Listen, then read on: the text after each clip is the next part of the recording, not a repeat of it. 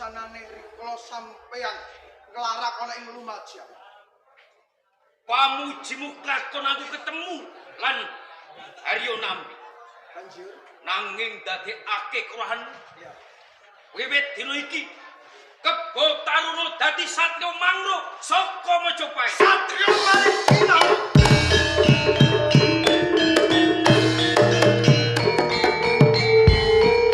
Kebo Taruna. Kudu pringgo.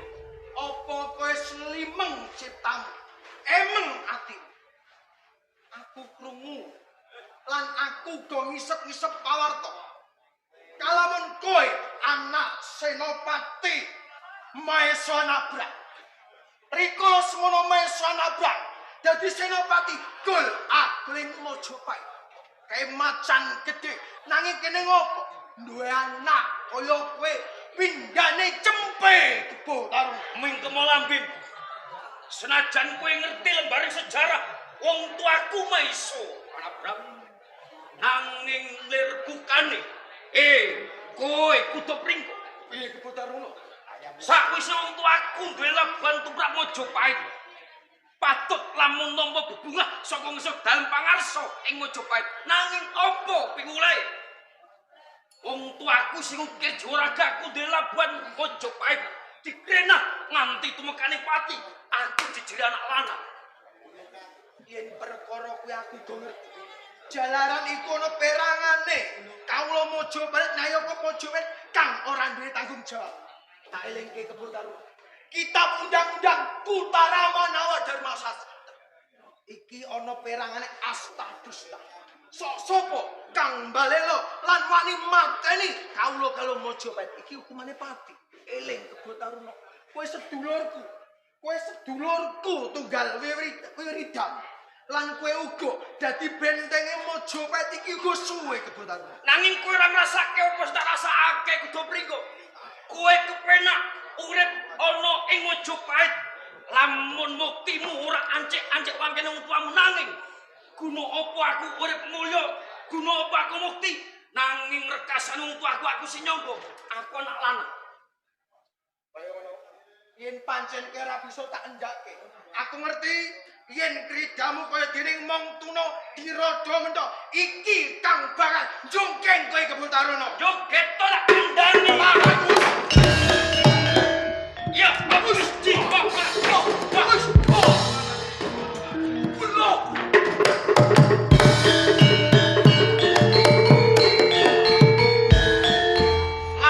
Lanyo.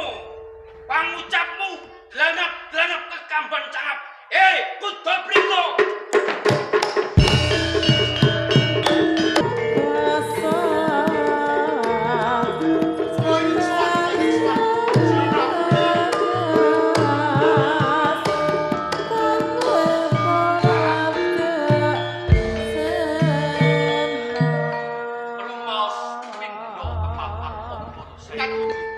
Wonten salebetipun manah sasampunipun rawuhipun paman rapawan.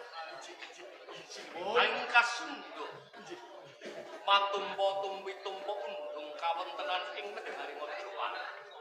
Ngantos ing ari kalenggan menika dereng wonten pawarta ingkang wantong. Anggen kula suwan tenanipun wonten magepokan kalian pegawis menika. Iya, namung saderengipun matur kepareng kula ngaturaken sungkem pangabot. Ingsun tampi mawa ing sesami, Pak. Nggih, sanget anggen kula mundi. Rikala semanten kula lak panjenengan utus. Leres lumawat wonten ing tigang juru. Kelampahan kula sampun jujuk wonten ing Lumajang. Pinanggih kalane rakyan nampi. Paman. Leres ing mriku inggih menapa wonten. Menapa wontenipun kulaturaken bilih kula dipun utus panjenenganipun Sunan Prabu Jayanegara manjihke apa to sebabe nggone pamit niku kok ora bali-bali lak ngoten nggih. Wong pamit sawetara kok ora bali-bali. Ingsun taksih kemutan. Rikala semanten paman nampi nyuwun nilah dhateng kula. Leres Tuwi kawilujenganipun Sudarmanipun ingkang nampi. Leres. Pangantos dumugi sak menika. Lah iki rak menika. Jebul. Panjenenganipun Paman Arya Wiraraja ing mriku semanten. Gerah wonten ing Lumajang. Sampun kapundhut. Sampun kawaras.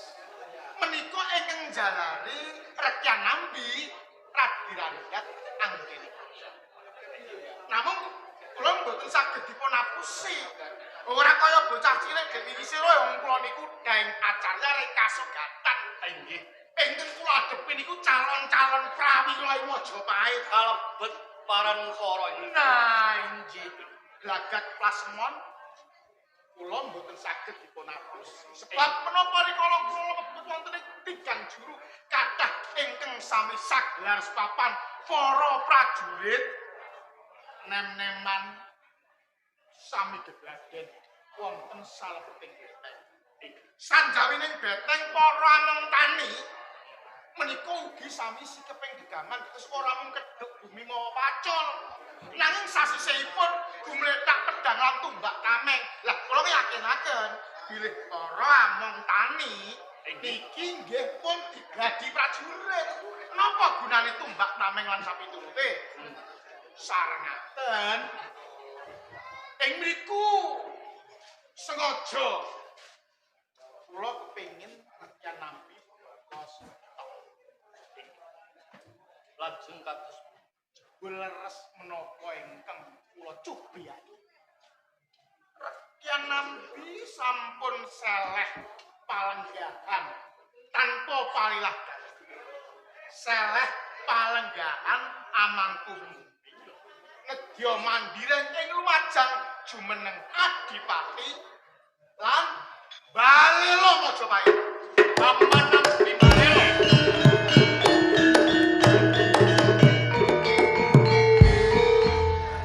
Kula ingkang sowan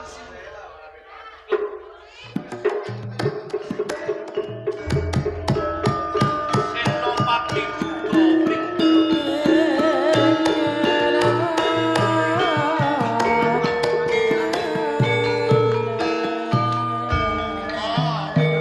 ingkang rikala semanten kapathah dados abdi penyumping teges pengawal senopati. Inggih, rikala semanten kula rak panjenengan kanteni sinten menika Taruna. Senopati Kebutaruna. Menika penyumpingipun. Oh, Monggo. nyun sewu ngatur kuninga.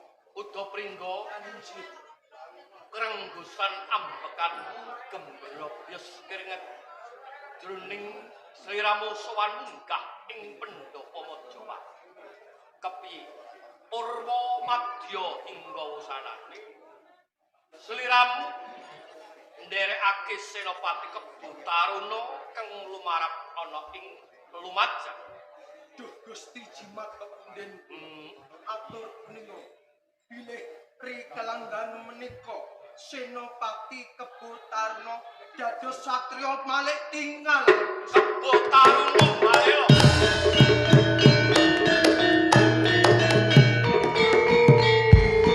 Paman Ramapati. Nah, injih dawuh.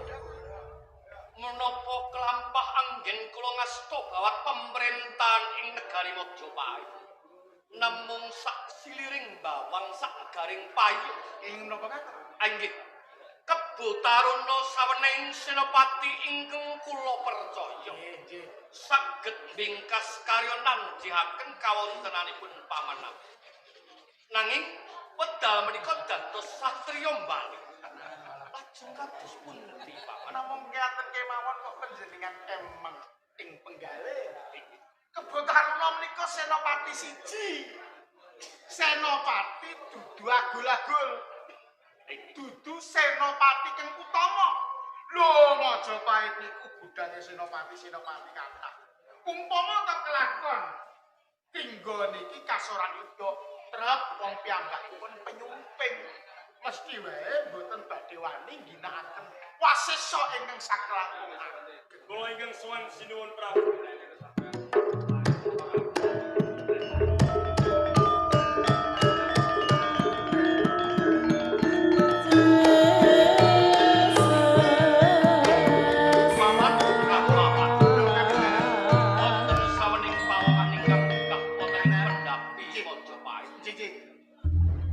menika kula aturipun teng pawan. Sampun pikantuk. Nggih. Matur nuwun. Nom-noman. Nggih. Bagus rupamu. Piduksa dedekyan. Sopo? Nggih kepareng matur kula menika Anuraga bocah saking Gunung Bromo. Anuraga saka karepmu minyak marang tempur. Monggo ora pinimbalan.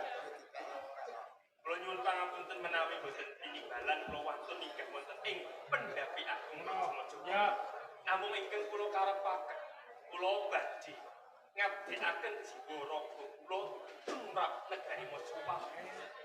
ngono. Ya. Enak nggon mundur. Ngestokaken dawuh. Sinuhun. Paman Ramapati. Menika nami Anuraga lare saking dusun saka lengkeng Gunung Bromo saking Bromo.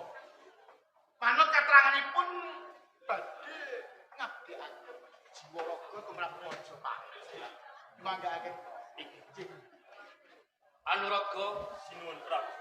kowe bener saka ing Gunung Bromo. Menika Mas. Munggahmu ing Pendhapa Majapahit, kowe kepengin ngabdekake jiwa lan ragamu.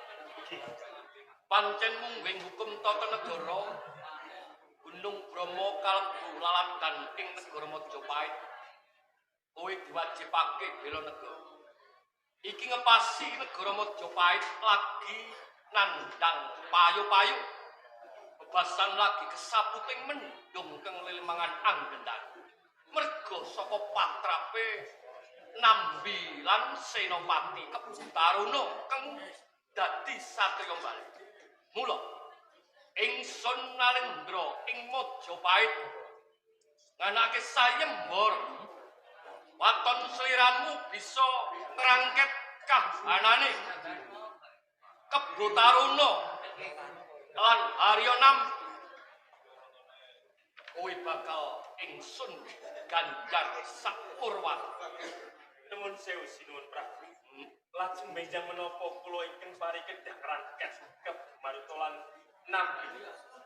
Ora usah dadak kesuwen. Ing ari kalenggan iki uga sliramu enggal tumapaka ana ing Kadipaten Lumajang. Katen nyuwun pareng pamit. Ya.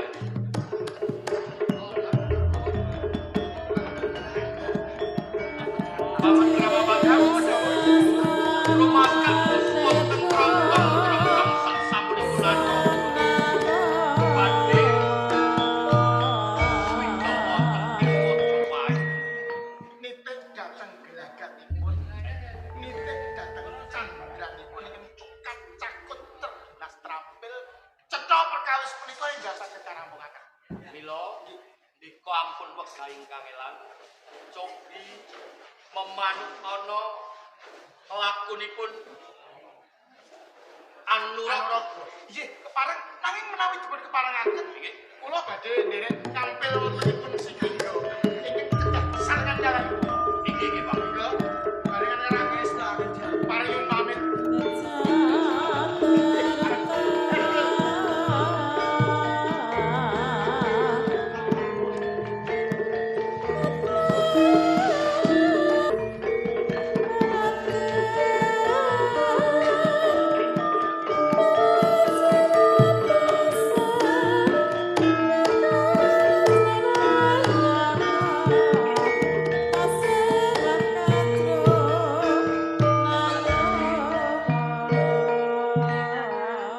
Rumangsa bungah sadroning atiku sakwise aku bisa ketemu lan sliramu. Merga kapor suwe aku lan kowe iki gak yo ora ketemu to Tantri. Ya pancene lho Kakang urip durung ana ketuan nggonku bisa ketemu karo sampeyan. Iki ngono aku mang lagi bae dikongkon karo bapak nenggone sak tengahing sedang kene. Malah tiwas kabeneran sampean uga nenggone sedang kene lho Kakang. Iya. Tenane iki mau anggonku ketemu lan kowe iki ora tak sengaja nanging malah kaporo aku bisa bejo ketemu lan kowe. Lah Nanging kok bisa Tantri, bejo? Bejane nenggone ngendi Kakang? iya mesti wae. Aku lan kowe iki rak kaporo suwe ora ketemu. ndadekake rasa kangen sakjroning atiku merga gedhe anggonku tresna lan kowe Tandri. Ya apa tenan. Ya mesti wae kaya ngono. Apa ya kowe kuwi ora kaya dene kaya atiku kuwi. Apa ora kangen karo aku? Ya mesti wae. Tandri, sopo kae wae Tandri, Tandri, mati kok Tandri.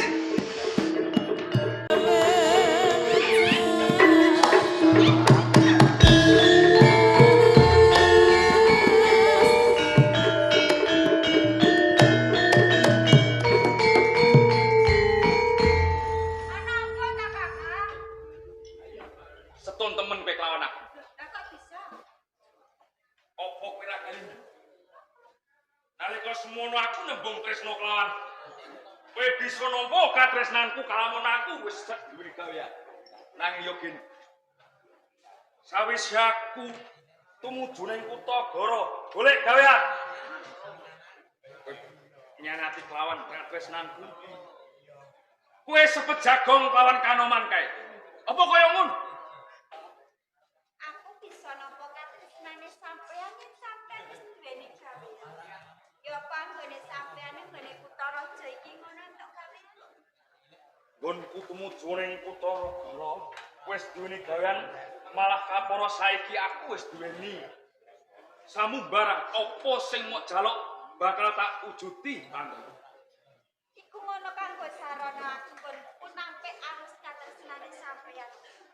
Amarga aku ora duweni rasa tresna karo sampeyan.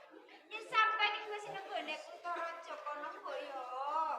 Sampeyan iki golek wong wadon nggone kono wae. Wong wadon kono mesti weren wae iso ngono ta, Kak?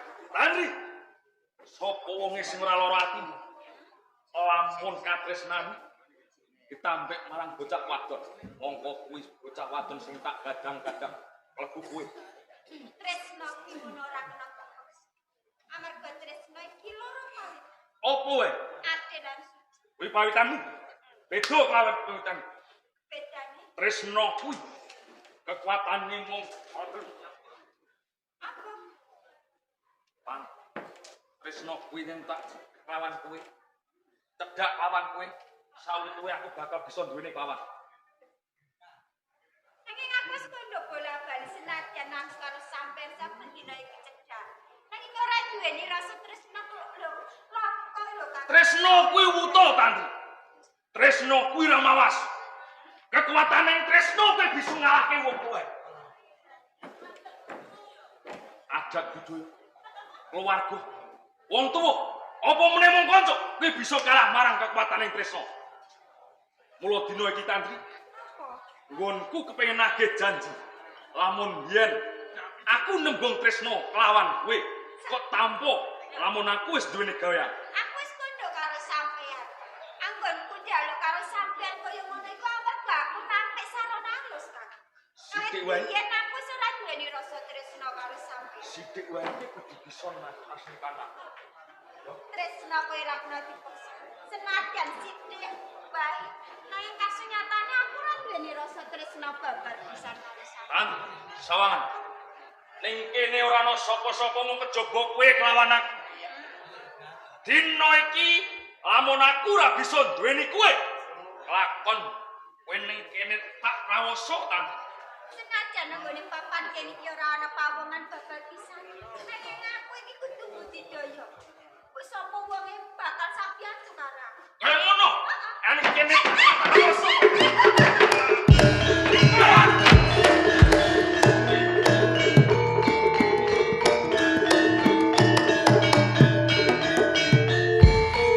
Sugih kendel Bondowani kowe.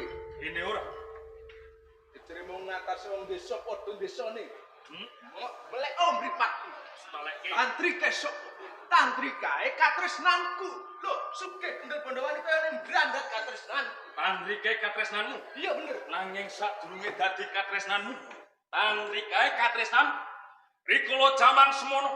Nalika aku ora nduweni pegawean, Yo, tresnaku katampa. Lamun aku wis duweni pegawean, mula dina iki janjine Tandri tak tagih. Nanging kuwi janji nalika semono, nanging kasunyatane sing wektu saiki dina tantri kuwi garbeku, tantri kuwi duweku, katresnanku. Dino iki aku bakal ngrebut nyaut lawan tantri. Oh, kaya ngono. Tantri bakal ulungake lan kowe, lamun kowe bisa nempal bau sisih kiwa lan tengen. Sembodo ora bakal nampeh lan maju tebak bakalan.